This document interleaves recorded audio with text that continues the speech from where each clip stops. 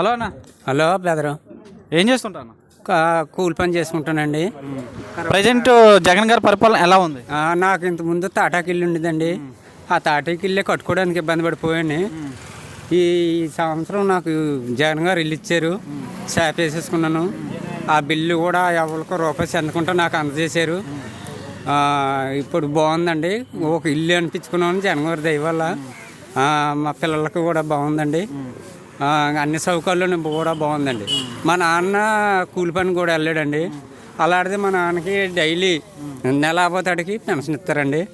ఆ పెన్షన్ డబ్బులతో అలా మా నాన్న జీవితం గడిపేసుకుంటున్నాడు. ఎంత వస్తుంది పెన్షన్? పెన్షన్ మొన్నటి వరకు 250 తక్కువ ఉండేది, ఇప్పుడు 3000 పూర్తిగా ఇచ్చారండి. ఆ డబ్బులు వాళ్ళకి అలాగా మా అమ్మకి మా నాన్నకి సరిపోతుందండి. మా భవిష్యత్తు జగన్ వల్ల మాకు బాగుందండి. మరి అలాగే నవరత్నాల్లో ఏమేమి పథకాలు వస్తున్నాయి పేదవాళ్ళకి?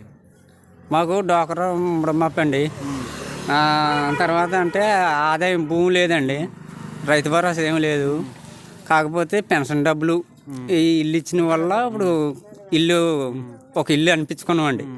లేకపోతే కమ్మల నుండి ఎక్కడో నరికించుకోవడం మళ్ళీ తెచ్చుకోవడం బోర్డు తలైపు అయిపోయేది. ఇప్పుడు జగన్ గారి వల్ల మాకు ఇల్లు చేపేసుకున్నాం. ఇంకా రేపు శివరాత్రి కల్లా జగన్ గారిని ఫోటో పెట్టుకుని దిగుతామండి ఇంట్లోకి. మరి నెక్స్ట్ ఇప్పుడు ఊర్లో ఏమన్నా డెవలప్మెంట్ చేశారా? సచివాలయం అది ఏమన్నా కట్టారా మీకు? సచివాలయం ఉన్నదండి, సచివాలయం కట్టారు. పని అంతా పూర్తి అయిపోయింది. ఇంకా రోడ్లు అవి వేసారా? రోడ్లు అంటే వేసారండి, రోడ్లు వేసారు, సీసీ రోడ్లు వేసారు. ఓకే.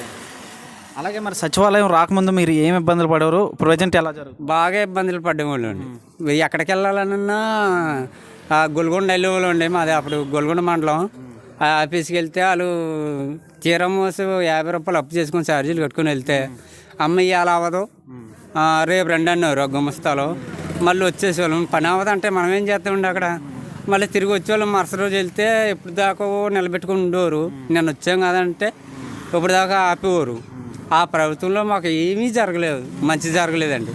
ఈ ప్రభుత్వం వచ్చిన కాడ నుంచి ఎక్కడికి వెళ్ళి పనిలేదండి. నిన్న కూడా సిడిఎం సచివాలయం కాడికి, అంటే మా సచివాలయం ఇంకా ఓపెన్ అవ్వలేదు, పని చేస్తున్నారు. సిడిగమ్మలు వెళ్ళిపోతాడు, కిటికీలు ఇచ్చారు, గుమ్మాలు ఇచ్చారు, బిల్లు పడ్డది, సిమెంట్ ఇచ్చారు.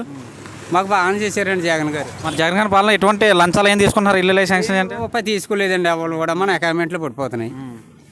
ఆడమనిషి అకౌంట్లోనే, ఆ భారీ అకౌంట్లో పడిపోతున్నాయి. ఎమ్మెల్యే తెచ్చి డబ్బులు ఖర్చు పెడుతుంది ఈ 5 సంవత్సరాలకి. మరి నెక్స్ట్ ఎలక్షన్స్ వస్తున్నాయి, ఏ ప్రభుత్వం వస్తే బాగుంటుంది? మనకి ఈ జగనే రావాలండి. జగన్ వస్తేనే మళ్ళీ మనకి ఇలాంటి యాతనలు, ఇంత ముందు పడ్డ యాతనలు ఉండకుండా ఇప్పుడు ఎలాగైతే బతుకుతున్నామో అలా బతకొచ్చు.